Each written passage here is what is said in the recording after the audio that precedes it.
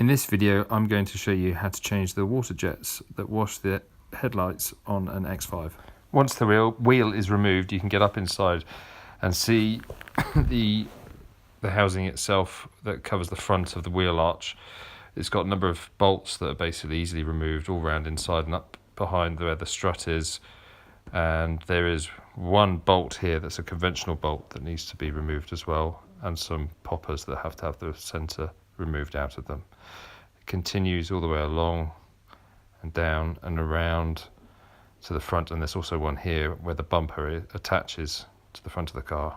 And then underneath there's 3 more bolts that need to be removed there and 2 on the front. There's also this Phillips screw that needs to be latch type that needs to be turned a quarter of a turn from a different angle.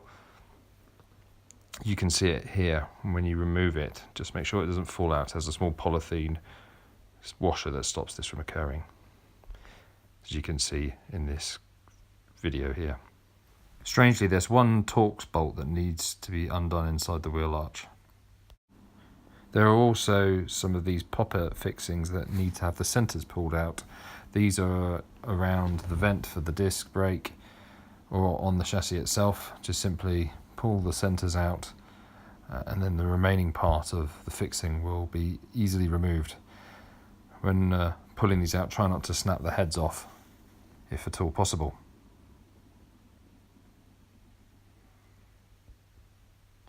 Here you can see one that's on the chassis itself. The other thing that needs to be removed are these plastic rivets on the actual wheel arch trim itself. These are easily removed by simply pushing the centres in and then they just pop out. Not easily to be reused. It's just then a case of pulling this trim off. The trim itself is held into place with these tabs, so just have to be careful and when pulling those off that you don't damage those.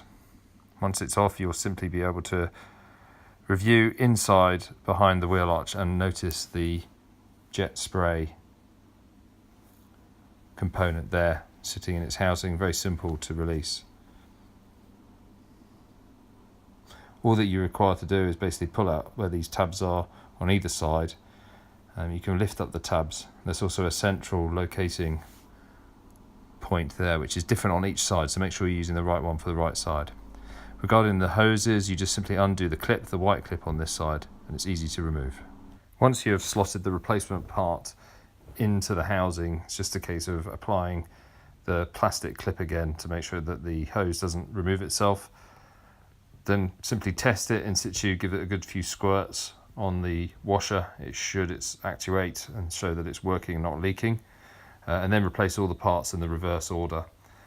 There is also the requirement to remove or maybe replace some of those plastic pop rivets because they're not easily to be reused. They do get damaged when you remove them. So it's just a case of locating those online or some other retailer to replace them and reinstall them. I've used the original ones and it seems to be holding all right now, but it's not particularly sightly. That's pretty much the whole process. Good luck if you've been unfortunate enough to have these jet washers fail on you. Any questions, please just post a comment. Thanks very much.